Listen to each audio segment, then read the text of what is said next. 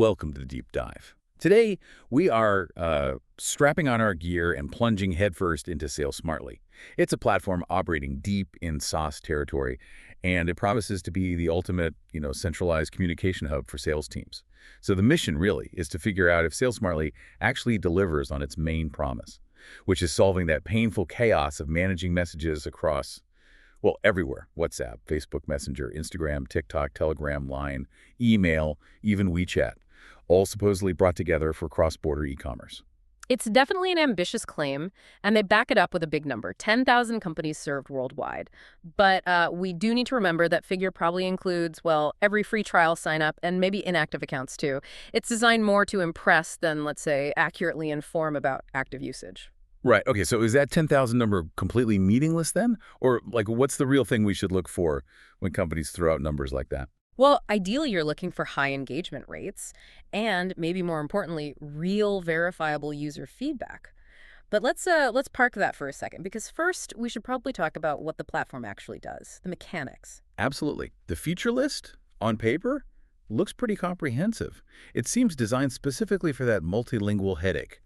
You get real-time translation, automated chat routing. I mean, this isn't just ticking boxes. It sounds like localization in a box. Exactly. And that automated chat routing, that's crucial for cross-border teams because it means, ideally, immediate localized support.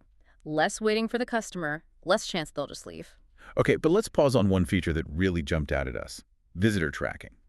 This seems like genuinely sharp, actionable data. If I'm running an e-commerce site, why is knowing their click path before they message me so important?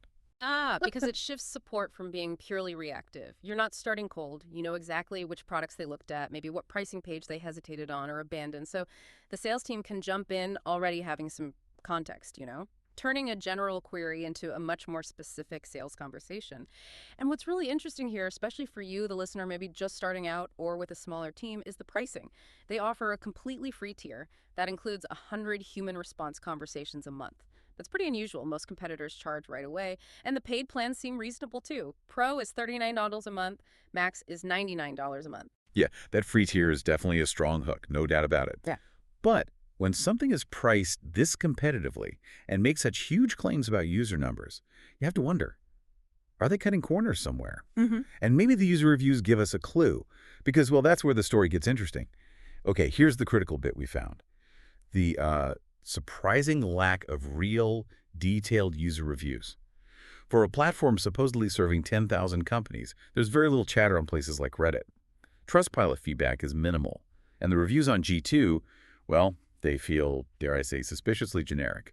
Almost like they could have been written by an algorithm or maybe an internal team, which, raises some pretty big trust flags if you're thinking about using them. Right. That silence is telling. It implies one of two things. Either their users are universally silently satisfied, which, let's be honest, is unlikely, or the actual active user base is much, much smaller than that 10,000 figure suggests. And that silence connects directly to their technical claims, too. They talk a lot about AI automation capabilities. AI automation. Yeah, but when we talk AI in this context, you want specifics, right? Like classification accuracy or response generation benchmarks, something concrete. The fact that they provide basically zero data on accuracy rates, that's a bit concerning from a technical standpoint, especially when you're handling international customer data. Security is paramount. Okay, so wrapping this up, what does this all mean for you, the listener, if you're running international e-commerce operations and thinking about SaleSmartly? Look, despite the marketing hype, this isn't some revolutionary game-changing sales management software. It just isn't. What it is, though, is a competent, pretty effective communication aggregation tool. It solves that specific nagging headache of managing multilingual customer support messages all in one place. So use the free tier, test out the communication side, but, keep your expectations in check about groundbreaking AI or deep sales insights. So fundamentally, if you feel like you're drowning in messages coming from all these different platforms, SaleSmartly does seem to solve that core communication problem. And the price, especially the free starting point, makes it attractive to try out. Exactly. And maybe a final thought for you to consider. When you're evaluating any new solution software like this, think about what's actually more valuable for your decision-making. Is it a big, impressive claim about serving 10,000 companies? Or is it, say, 500 genuinely active users, leaving detailed, specific, maybe even critical feedback? Which data point really helps you manage your risk, especially when your international sales depend on it? Something to definitely keep in mind as you explore new tools out there.